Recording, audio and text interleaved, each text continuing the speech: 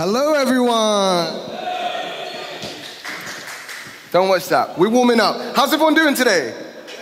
Yeah? We're gathered together for a shared expression of our love for plants.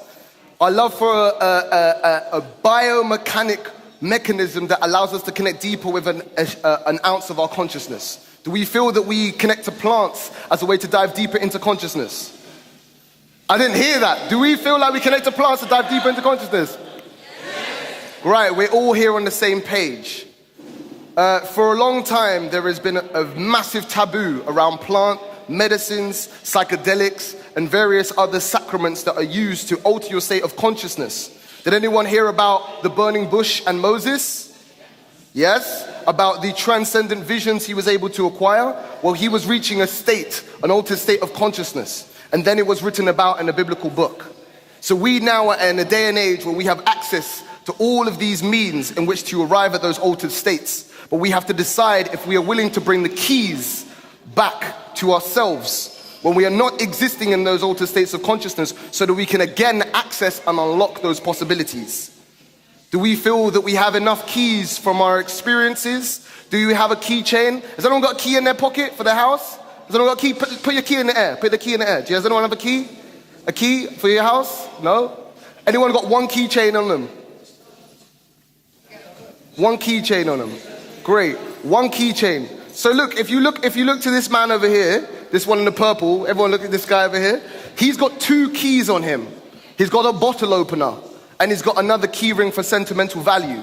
We have an opportunity in this day and age to have a ring of keys that we can access these altered states, these tools for transformation in which to architect our new reality. So, my name is Motivation Activations for the Nation, here to give you them light codes and electrifications, and I'm going to be talking about the integrative means of psychedelics, plant medicines, and how they can innovate your way of life. So in 2018, I started a company called Infomotion Worldwide. Infomotion being the information within your motion. How using movement can actually illustrate a deeper message in how you relate to consciousness. So part of my medicine story, my name Muti, being from different backgrounds in itself, from the Burundi, from South Korea, we are constantly looking as children of migrants in a foreign land how to acquire our sense of home. But we have to find that home within our physical being. And all of this journey is a round circle to arrive to this point. This picture is taken in a performance called entheogen. Does anyone know what entheogen is? Yes? Anyone know what entheogen is?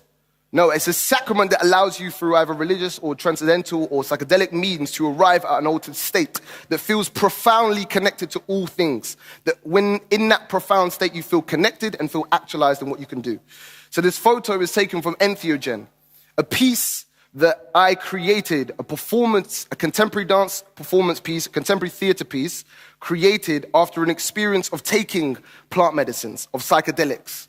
So I took my artistic lens to go deeper into what this process was of disseminating the mind, connecting to what was densely populated in my body, which is the shared experiences of like bumping something and how that trauma can form in your body and create resistance in your physical mobility, to all the way to the transcendent state of reaching a gateway in which you can access another profound state of transformation.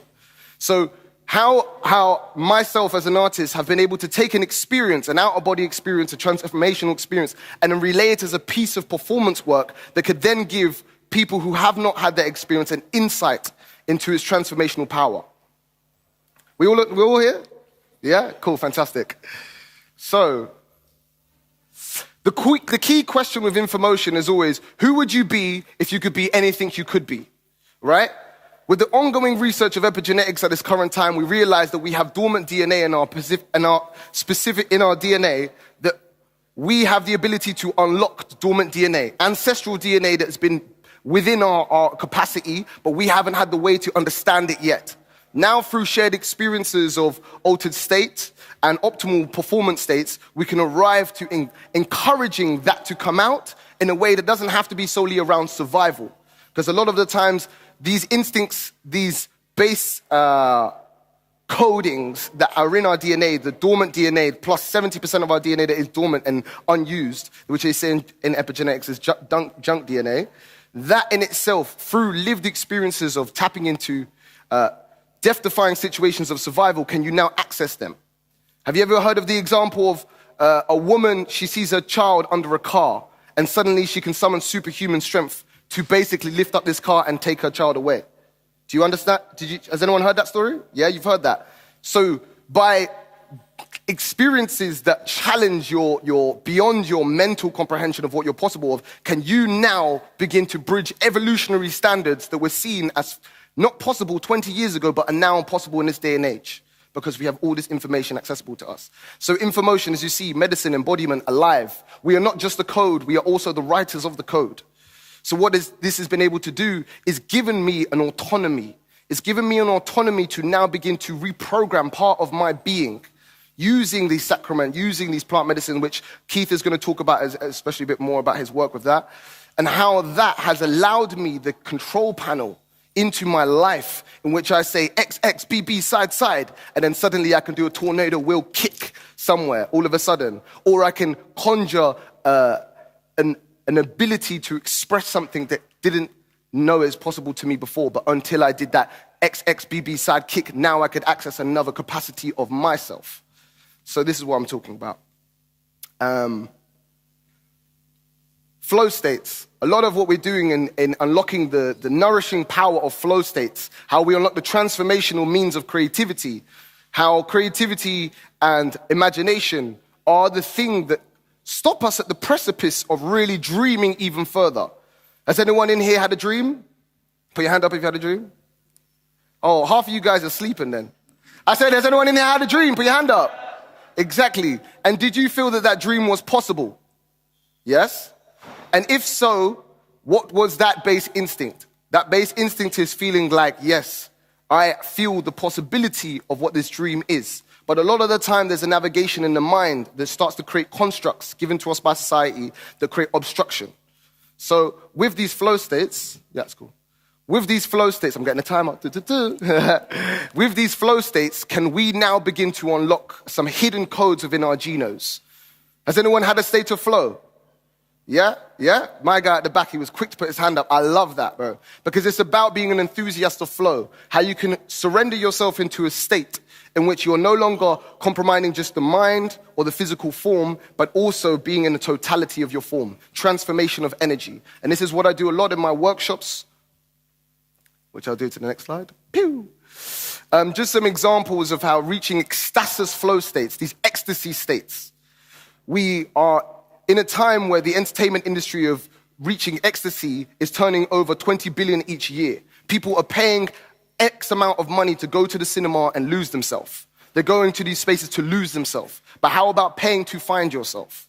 This is what we are asking ourselves, how much are we investing into ourselves? So these sacraments, some of these plant medicines, some of these psychedelics, they allow us to access a part of our being that goes, I'm investing in myself.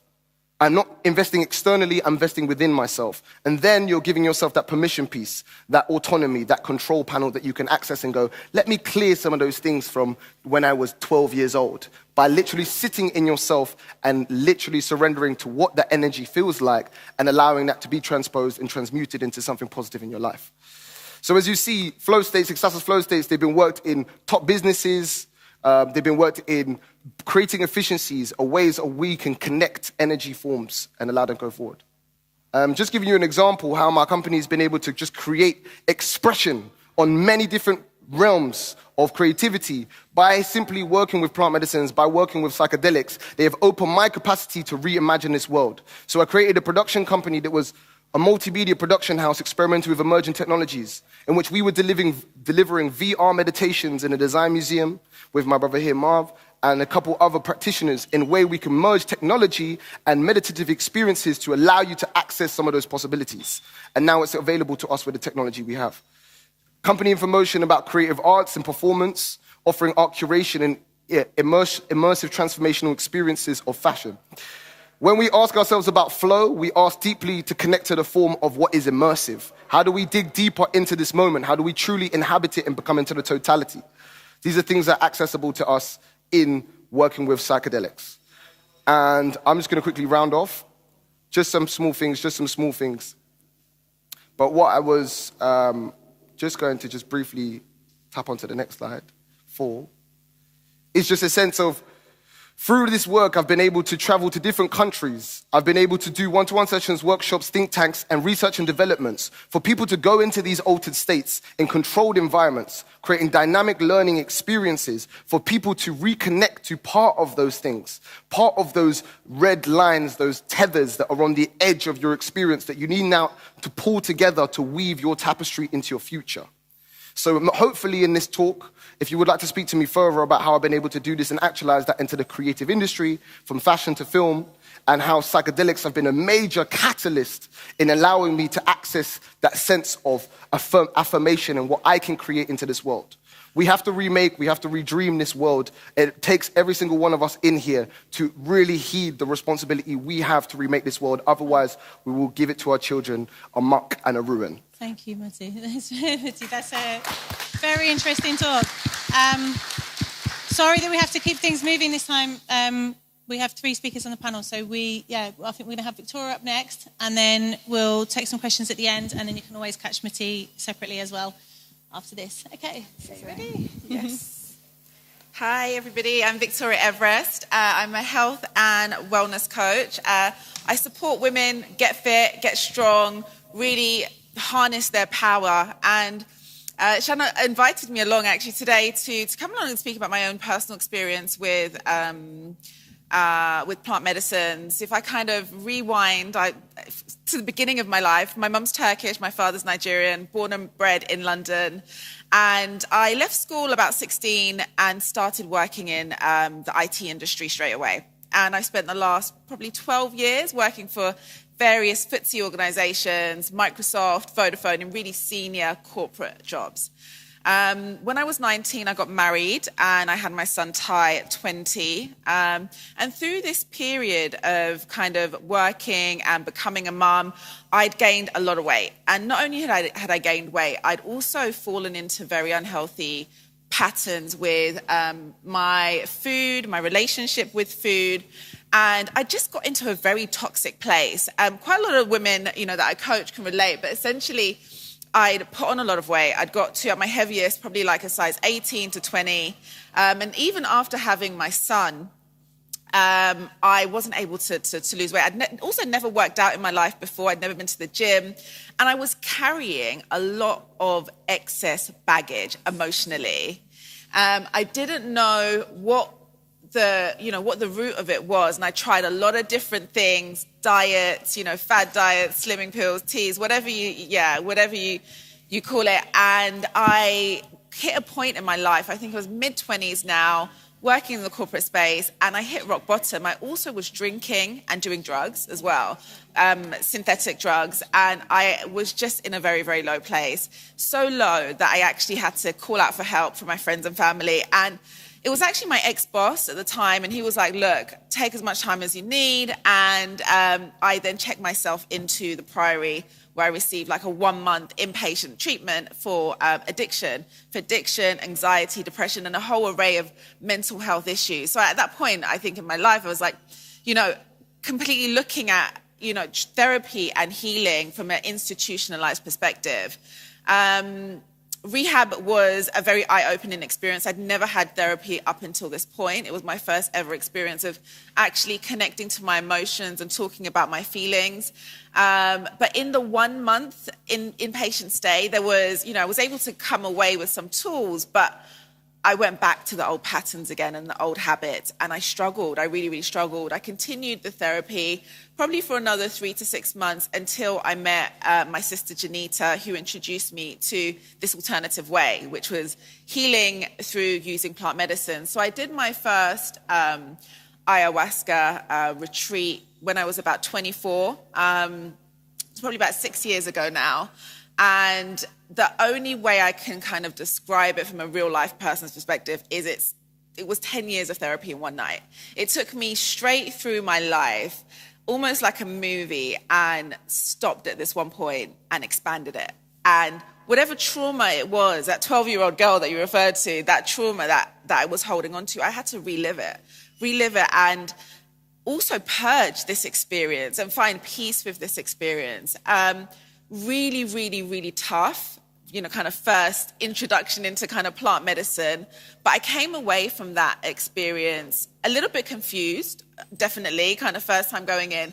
But there was something that was just life-changing in kind of being able to meet parts of myself and release, energetically release.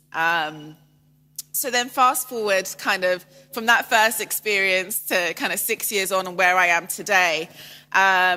In that time, I've probably worked with 4 to 5 different tribes from around the world, the Shipibo and Hunaquin tribe, also the Mexican tribes as well. And I've just been working with using plants as a form of healing. I now support women from all across the world to now unlock their power within themselves and really tune in and tap into that opportunity to unlock the DNA. At 24, 25, I was suicidal, on drugs, overweight, in a very, very toxic place. And by working with these plants, and it's not only just the plants. For me, I take a lot of time in acknowledging the traditions that surround, because essentially, the way that I've kind of learned is that, these plants and these ways are very sacred. It's ancient knowledge that we tap into to allow us to, as Muti said, unlock parts of ourselves, unlock our DNA. Like being a strong African woman, I never realized I had the power and the strength that I have today. There's no way, at 23, 24, I was like, I'd never gone to the gym, I'd never trained, I'd never really pushed boundaries. But by working with these plants in this way has really allowed me to firstly strip back the layers and help me identify who I am at my core and really embrace that. And I feel like one of the things that, happens to a lot of us now is that over the years we go through experiences and, trauma and heartache and breakup, and we start to build these layers and almost like armored shields. And over that time, by working with the plants, it just helps you peel back the layers and really get to the core of who you are and allow you to expand and live life to your full expression. I think that's the one way I could sum up working with plants. I'd love to share a little bit more about my journey. I'm happy to take any questions.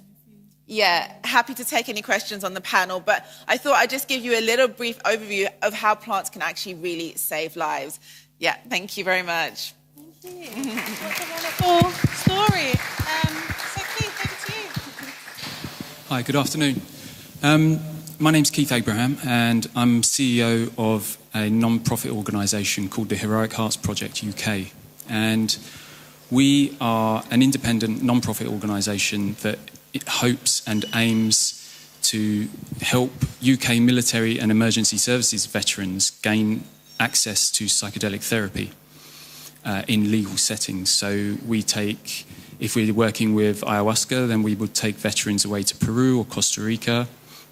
Or if we need to work with psilocybin, because some veterans really would struggle with the idea of going to the jungle, perhaps, and would feel much safer in a wood in the Netherlands, then we work with psilocybin in the Netherlands. And so this really came about by one my own personal experience. I'm a combat veteran myself of Iraq and Afghanistan, and had some very difficult experiences, and went down the regular route that most of us would have tried. You go to your GP and you get talking therapy or SSRIs.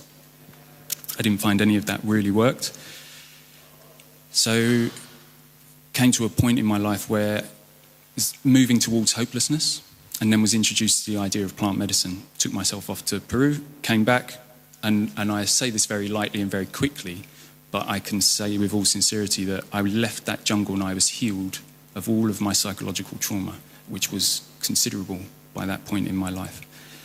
And so I knew the magic, much like my friends here on the stage. I knew the power of this plant medicines personally, but how do you go about convincing, a cross-section of society like the veterans community, and again, I'm a veteran myself, and I really struggle to get through to my own community.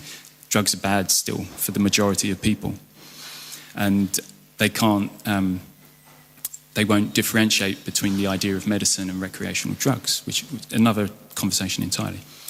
But what was really the catalyst for me to create this charity was, and the way that I remember it was in the summer of 2018. I've got no data to support this, it's just how I remember it. But there was an 8-week period in the summer of 2018 where I was being informed of 2 suicides a day in my community. That's 8 weeks, 2 suicides every day, which is heartbreaking. And I'm not saying that I knew all of these people, but it's still part of my community, part of my own narrative. And it's really hard. It's heartbreaking and almost overwhelming if I didn't believe that I had the answer. Unfortunately, it's too late for those guys.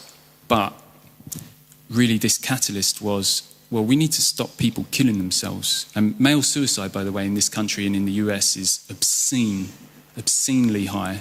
I know every cross-section of society has its own issues, but I can only work with what I know. Male suicide, the numbers are obscene. And within the veterans community, that's a high percentage of that wider society. So we've got a real problem. I've been suicidal twice in my life. And from my own personal experience, ayahuasca and psilocybin, working with those 2 plants, I'm here. And I'm living a wonderful life. And so I created this organisation, which in fairness was founded in the US first, and I'm CEO of the UK branch, for want of a better term. And so we have to be very careful about who we treat, because psychedelics aren't, this is my perspective, psychedelics aren't necessarily appropriate for everyone. It's a very, very powerful medicine. And if you're thinking about giving it to someone who is psychotic or has got heart disease or a heart condition in some way, it can be a very dangerous medicine for those people on a physiological basis, on a psychological basis. And so we have to be very careful about who we vet and who we allow to take through these processes. But I feel like we're doing really good work, and we can see it in the faces of the people that come out of these medicines. And again, we're all advocates here, and we've all had our personal experiences. And so, yeah, I won't talk for too much longer because I think there might be some questions. But just to reiterate what we do, take UK military and emergency services veterans, take them to Peru if they're happy to work with ayahuasca, if they're happy to go to the jungle, or we go over to the Netherlands and we work with psilocybin. We're actually looking at traumatic brain injuries because psilocybin has really high anti-inflammatory properties, or at least that's what the evidence is suggesting. And so if you have a brain injury, like even for myself, I've fired a lot of gunshots in my life and set off a lot of rockets and explosions and close to my head. So my physical brain has been injured, and other people have been flat out blown up and lost limbs and whatnot. And those concussive injuries and those blast injuries to the brain, we believe, may actually lead to the psychological conditions that we would call mental health issues. So we're looking at using and measuring the impact of psilocybin on the physical brain and not on the psychological. But we hope that there's a connection between the two so that we can heal a psychological condition by healing the physical brain.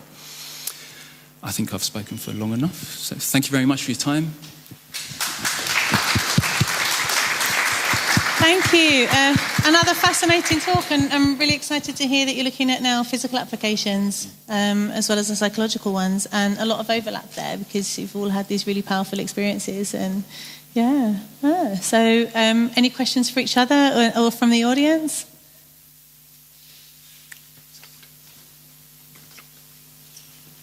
Oh, yeah, sorry.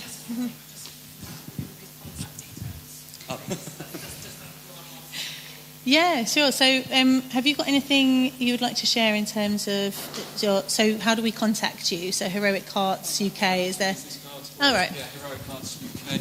Thank you. Anyone that needs me afterwards to save time for answering other questions, I've got some business cards.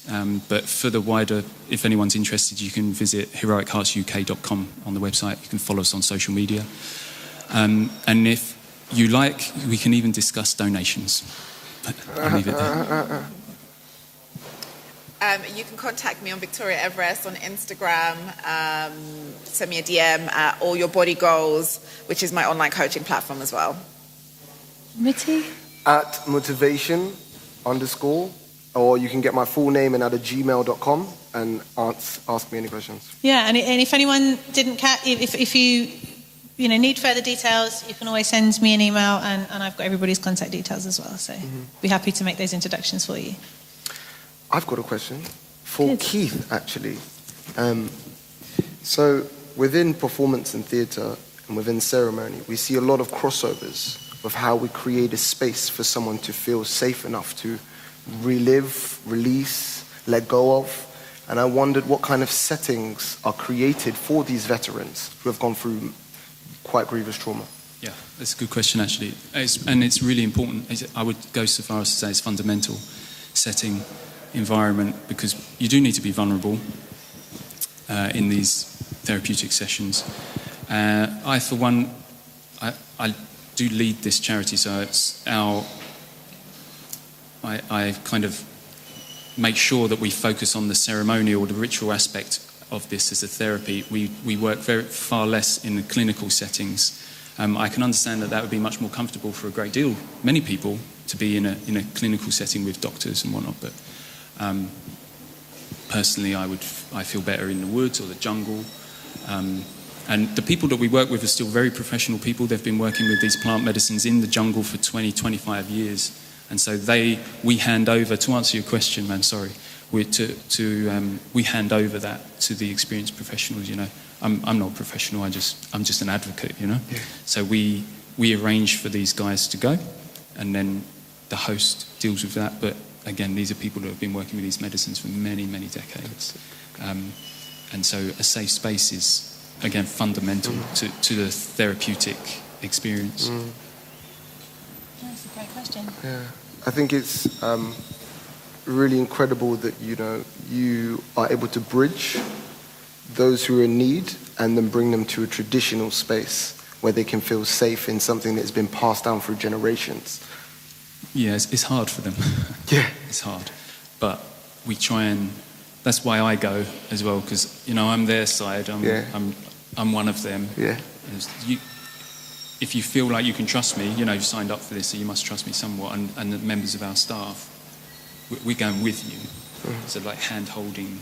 You might not think that veterans need their hands held, but I can probably say anyone that's done ayahuasca or psilocybin, at some point you're going to need your hand held. It's a pretty intense business. So it doesn't matter how tough you are and how many fights you've been in, it's a difficult place to be in. So we don't just ship them out, There's a continuity of relationship between us, where they begin, and the staff at the host centre, and then the psychotherapy aspect of the treatment as well, which is additional to the psychedelic therapy, which we find to be, that adds another level onto that healing process. You actually touched on quite an interesting subject around the aftercare, and I think a lot of people who facilitate these spaces sometimes do, sometimes don't talk about the importance of, I call it the integration piece, which is you go into this process and you're downloading information about yourself, you're downloading information about your life, you're accessing different traumas, you're releasing. It's a lot of work, energy work in that space. And there's things that you learn, there's things, that I always say, bring a notepad or a book, write down things that come up. But actually, that integration piece for me is 10 times more important than the actual, kind of space itself. Just because you're now having to go in and apply these learnings, you're having to then integrate what you've just downloaded into your life. And actually, if you haven't got the right support network and community and ongoing care, that can be a challenge, because you're almost kind of left in a loophole after kind of going through such a profound experience. So yeah, definitely great on the fact that you provide that element of the care as well. Yeah, the after, it's a great point. After, the experience you have, a wonderful, weird, difficult, traumatic, whatever experience you have, but afterwards you've got to come back here, wherever your reality is. You've got to come back here, you've got to function. If you can't function, we've got a duty of care for you, or at least we do as an organisation. We're not just going to dump you in the jungle and say, great, psychedelics is great, aren't they? Yeah? Just come back and get on with your business, because you could well fall apart. Everything changes after these experiences. So you need someone there. Some of the most difficult experiences of psychedelic therapy are actually when you're trying to employ the lessons that you learn. Trying to employ that takes a great deal of courage, and sometimes we lack the courage. So that's why we need someone else in our life to try and help us, hold our hand, or give us that shoulder to lean on, or that courage to make that significant change in your life. Because we might not have the strength to do it on our own, even after a psychedelic experience. You just know that you need to make the change. You might not necessarily be in a place to make that change, and that can be terrifying. So this is serious business, what we're talking about here. This is serious medicine. I treat it as therapy. I treat it as surgery. It's as serious as surgery, and it needs the respect of surgery. You need aftercare. You need preparation beforehand, and you need support. And so, yeah, it's not just, let's all go to the jungle and have a great time. So, no, we're here to work, and we're serious people doing serious healing, so you need to do the work, but you need help doing that work. And done with love and joy, of course. But it can be terrifying to implement those lessons that you've learned. Yeah, that parallels the clinical model as well, because the preparation and the integration is so key there as well. It isn't just about the compound which is used on dose day. It's about everything that happens before and afterwards. Just to add that, I feel that a lot of how the Western will try and approach integration still needs a lot of work. I think there's a massive opportunity for a lot of us as human beings to discover how to integrate uniquely to our physical form, our lived experiences, but also to certain, say for instance, demographics that come from different backgrounds that have generational trauma inside of them. And when in these certain spaces you can enact something that has felt like it's bombarded you your whole life or previous generations, and how to create a safe environment for sometimes the release of an energy, an exertion of energy that feels sometimes uncontrollable. Because in these spaces, we're taking the lid off something, and allowing all of the flies to come out, the butterflies to come out in whatever forms. But I wondered also, because one thing that I feel comes up a lot is the resistance that we have in those processes. Because it's about how do we dissolve the resistance internally so that we can come to the other side, which is purity. So I wondered in, some of your experience, if you felt any resistance from some of those key people from some of your experiences, and what are the main things you felt you had to tackle internally to overcome and step in further into your integration? I feel like, especially when it comes to plant medicine, resistance comes up before, during, and also after. Like it's something that's present. I feel, before going into any space with the medicine, you're not sure where you're going to go, what's going to happen, what the experience. I've probably had a good maybe 3 or 4 experiences where absolutely nothing has happened. I've been in a medicine circle. Actually, my first 2 experiences, nothing happened. And it's quite common. It's quite a common thing. But when you're in the experience itself, when you do fall into this space within yourself, the challenges that come up, if you from my experience, anytime I've resisted going in deeper and deeper, it's just got worse for me. I just, let's say you're already going on a really tough roller coaster and it's pretty scary. The second you resist and don't surrender, it just gets 10 times. So surrendering, being open to surrendering is really important. Whatever may come up, and what generally comes up are quite, ugly, dark sides of yourself. You meet yourself and it's in various different forms or parts of your, parts of your timeline that you may even you may approach it from a completely different lens or a completely different perspective. So it's really important from my experiences is going into, if you are considering doing, plant medicine, is having an open mind and not resisting, because you'll just make it terrible for yourself. Fascinating. interesting, and that also relates back to some of what I was saying earlier in the clinical work, in that, you know, participants were told in the clinical trial that I spoke about, specifically to go with whatever experience presented itself, not to fight it, not to resist, because that's when the likelihood of having a bad trip increases. So I don't know if that's a message that you share with your... Shana, could you just relay that again? Because... Okay, so it was just saying that in the clinical trials, participants are also encouraged to go with it, whatever experience presents itself in the psychedelic state, not to try and fight it or resist it, because that's when the likelihood of having a bad trip increases. So even if something seems scary, to accept it and, you know, say yes, essentially. So does that resonate with you? Yeah. That's why you go into it with a preparatory phase, the experience phase, and then you integrate afterwards. This preparation phase is really important. You have to prepare your body, you have to prepare your mind. There's changing your diet to prepare your system to take in this medicine. It's all fundamental. I use that word again. But also, there's only so much you can do to mitigate. Sometimes you're going to have a difficult experience. But people think that too many people in our society think that if it's difficult, it's not valuable. And just because it's difficult doesn't mean it's not valuable. This is going to be the most valuable. So. That is very true. There's research evidence to show that as well, that sometimes the most challenging experiences have the most therapeutic effect. So, you know, it's not always a bad thing to have what we don't even like to use the word bad trip, we just call it a challenging experience within that psychedelic experience. Have you had any challenging experiences, or have they all been positive?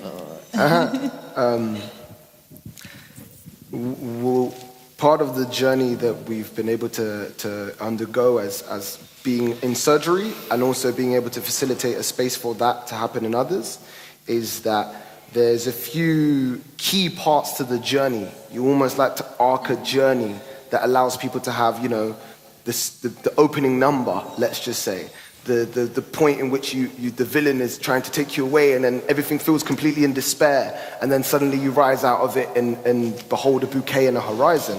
It's the same. It is a full arcing journey. So as long as you don't stay stuck on one scene, one level of yourself, you will know that you'll be able to move through to another place. The transience of that state allows a fluidity in you. And if you can stay in the fluidity, you no longer have to identify with a part of it. Identifying with something makes the form stick. Being in the formless allows the fluidity to move through you. And if we can come to a place of moving with the medicine, really, I will urge you all, for anyone who takes medicine, who works with psychedelics, moving being one of the base medicines that will allow you to unlock dormant things in your body, niggly bits in your form, like pressures, illnesses, all of it can be healed by movement. So I feel that is one of the most essential parts to even see your own resistance, because while you're moving, you can see if you're feeling heavy in a certain place, or if you're moving and then suddenly it's like, oh, there's locks here, or there's a pain, oh, I feel more weighted. How can you receive a lightness in your body that allows you to move and allows your meridian network, your energy network, to just allow itself to release what needs to be released? Sorry. Go ahead. I think what's also, I agree, the level of, working on the level of body is really important as well. So many people, this is why it's important to make sure that you trust the person that you're working with this medicine. Again, it's surgery. You don't go to like Dr. Nick from The Simpsons for surgery, right? You go to a proper surgeon. You need to be able to trust these people that you're working with. And the reason why I say that is because if you get the wrong dosage, if you go small on the dosage, that can lead to resistance. And that resistance then translates mostly, it manifests as anxiety. Mm-hmm. And there's an anxiety epidemic in our civilization already. Mm-hmm. So, and then you're going to plant medicine, maybe trying to get rid of anxiety. You go there and you just get a whole universe full of anxiety because you haven't got the dose right, or the person hasn't got the dose right. So I'm a big advocate of large doses, and that normally takes the responsibility away from you as an experiencer or as a participant. If you go high enough with the dose, because you can't overdose, so, and that's like, I'm speaking from, not that I'm a scientist, but that's the science of it. Higher doses will take that responsibility away from you. There might come an initial resistance. You're not going to be able to resist for too long. and then you're off, and you're doing all of the work, and there's no other way of. You've got no other way of working. It's taken from you. The responsibility is taken away from you, and you're just off. Which for veterans, they can resist, and they can resist hard. So large doses break down that resistance, and off they go. Oh, that's a really interesting point, because we often focus on, expressing caution but sometimes you need to just dive in, don't you? If you're going to do it. there's always caution. You've got to be responsible. Again, it's serious. This is serious stuff. Yeah, I'm an advocate for caution, of course, but you're going to have to. If you're there, you've got yourself to the jungle. Just do the work. Just turn up and do the work. Take the correct dose. Half-heartedly. Yeah. But Muti, also, you said something really interesting, which was about it is a journey, and even if a certain part is challenging, it doesn't mean that overall the experience is going to be seen as difficult for you afterwards. That you just move through it, and it might only last 5 minutes, and then the next stage might be bliss. So Yeah, so my question is, with ayahuasca, you were just talking there about dosing. Can you tell me more about the actual dosing on these trips and what form it comes in and how they quantify the dosing for an individual? So firstly, I'm not an expert, and I don't do the dosing. I hold hands. But yeah, so the person that we work with most in Peru, he's very experienced. Again, he's working for decades in the jungle. And he also works with veterans for a long time. So he has my full trust. And so as an example, our retreat in November, we've got 5 people on it at the moment, so it's a pretty small retreat. But it's a 7-day retreat, and they're going to get 4 doses of ayahuasca on 4 consecutive nights, which that is a significant dose. So again, it takes that responsibility away from them. They're not obliged to take any of this medicine, by the way. It's not like, oh, you're here, you have to drink it. It's just they have the opportunity. We're facilitating the opportunity. But then something that might be able to be more, you might be able to connect more with, is that when we go to the Netherlands for our TBI retreat in October, that's a 6-day retreat, and we've got it's 50 grams of truffles, okay, because mushrooms are illegal in the Netherlands, okay, but truffles are legal. So that equates to what you would normally dose as, so 50 grams in truffles is like 5 grams of dried mushrooms. So essentially you're given a 5-gram dose, and then you've got the opportunity for 2 nights later to have another one or less if you wish, because while I wouldn't normally advocate a lower dose than 5, you've already had it in your system from a couple of nights ago, so you might just want to work with that medicine a little bit more, but a little bit lighter, instead of having some, going off in some rocket ship. You might not need that experience, So, does that answer your question? Hi, yeah, I just wanted to ask a question about how we can use our personal passions, or how we apply our energy to integrate. So, for example, personal development, movement, these things, how these things that we love and that we enjoy and that make us who we are can aid in our integration of these processes. Oh, all right, that's me, yeah. Yeah, okay, so at the base of it, doing what you love, you're sending great chemicals to your brain, telling you, oh my God, I love doing this, I love accomplishing this, the same sensations you get with dopamine on your phone. Instead, you don't need a phone to access that. You can just be feeling good by doing something. You're sending good chemicals, you're sending good signals to your brain telling you, I feel great, I feel great. If you feel great, ultimately that will begin to echo into other parts of your life. So the more you can find something that gives you that sense of passion, that sense of fulfillment, that sense of discovery, of curiosity. If we look at the mycelium, and we look at ayahuasca, we look at wachuma, grandfather, teacher, grandmother, teacher, and we look at psilocybin, we're actually looking at the spirit of innocence, the spirit of a child. So a lot of the times with psilocybin, you access this state through intense laughter, really intense laughter. Has anyone experienced that? Yeah, intense laughter. And that will break you through all of those things that were kind of keeping you behind something. And once you break through that veil, where that can bring you in that fluidity of your innocence, of your curiosity, that is something that is giving you a key to integrate into your future and say, don't lose that thing that made you feel great when you were 6 years old and you grew up and you thought, I have to be an adult now. No, actually, when you're in this state, you feel that same availability. So bring those things back to your adulthood and don't let yourself lose that part of yourself that can feel so fulfilled. Yeah, I would add to that as well and say I totally agree. Yeah, do what you love. As a veteran, we kind of, some of us kid ourselves, but sometimes we start our careers as like this idea of being of service, right, to wider society, rightly or wrongly, whether that's true or not. That's kind of where we come from. So this idea of service, and most of the ills from society, from my personal experience, comes from this lack of being of service and of being connected to our communities, to our society, to our civilizations. And so a very common experience coming out of plant medicine is that it will likely push you towards how can I be of greater service, which is the most beautiful thing that we can do. It's what we're here for, to be of service to other people. And that's a very common experience. It can still be quite terrifying because I used to work, after I left the military, I worked for JP Morgan. So I went from a life of service to a life of, not service to money. And then I've quit that and I do what I love now for a living.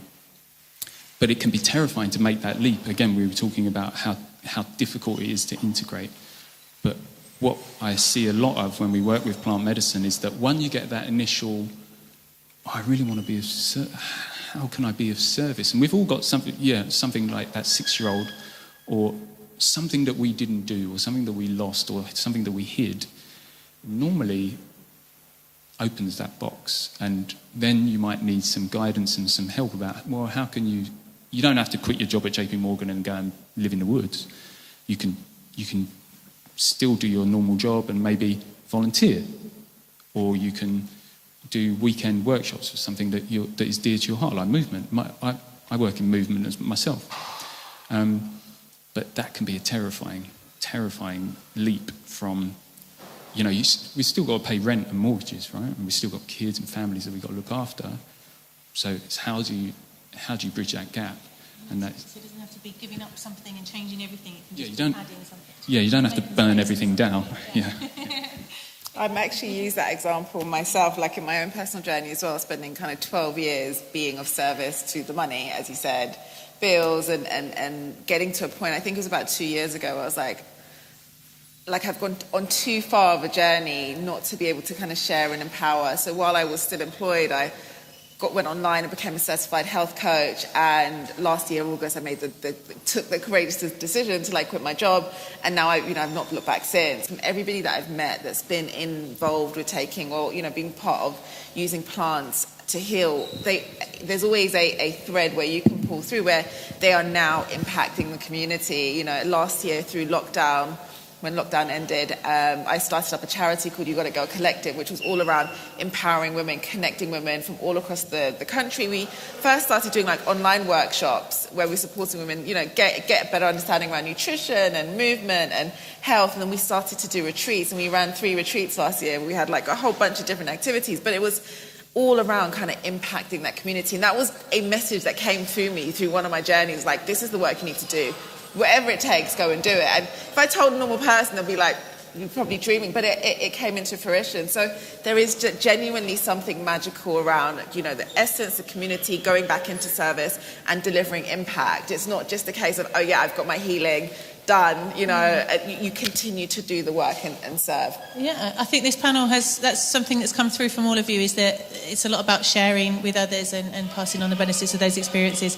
So we have to end this panel now. One more question. Okay. Sorry, I misunderstood that signal. With Psychedelic today, there's so much discussion about psilocybin or ayahuasca or ibogaine, etc.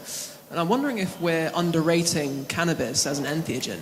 I think it can be an incredibly powerful introspective tool. So I'm wondering if you have any thoughts on cannabis compared to other hallucinogens, psychedelics, and also if you have any specific advice on how to work with cannabis as opposed to those other ones.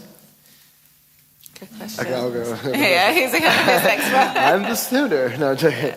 But when you dive deeper into the consciousness of each plant, it will start to reveal certain things within its natural nature and how it wants to work with you. If you have respect for it as a plant medicine, as a teacher plant, it will always guide you in a way that if you respect it, it will reveal things to you. But if you begin to abuse it, And let's just talk about the development of cannabis within this country. There is a lot of scientific GMO forms of cannabis, which we are smoking thinking that is cannabis, but no, it's Star Dog or some other passion fruit that's been put in a lab somewhere, and you smoking it and it's like tasting like a third of the purity that it should be, and a whole heap of other psychoactive agents that can basically make you prone to some other aspects of yourself that you might not be aware of. And for the cannabis that's being ingested now, we have to recognize where we are getting it from. It's always about the source of where we're getting things from. Even the medicine that is carried, even the sacraments, it carries an energy. So whoever passes it on, you will receive that. The same way if you're buying weed from the guy on the corner who's getting it from his guy up north, that's getting from a van to the next person, you're smoking all the energy carried around this plant. So if you can return to ways of bioengineering your plant, growing it yourself, coming into an actual relationship with its growth, and then you smoke it then, when you connect to the purity of a plant in that fashion, wow, what it will reveal to you is as if you're smoking your own child. But that child is saying, I am part of you. No, real talk, it is. But what that will reveal to you, the same way if you have a child, the child will teach you about everything in yourself that you've forgotten or where you can grow. And the same will go for that relationship with this plant. So I tell you, check the source, have a relationship with the growth of the plant, and then deepen your connection of where you're resourcing these plants from. Thank you, Muti. So... Yeah, I got a nice one for that one.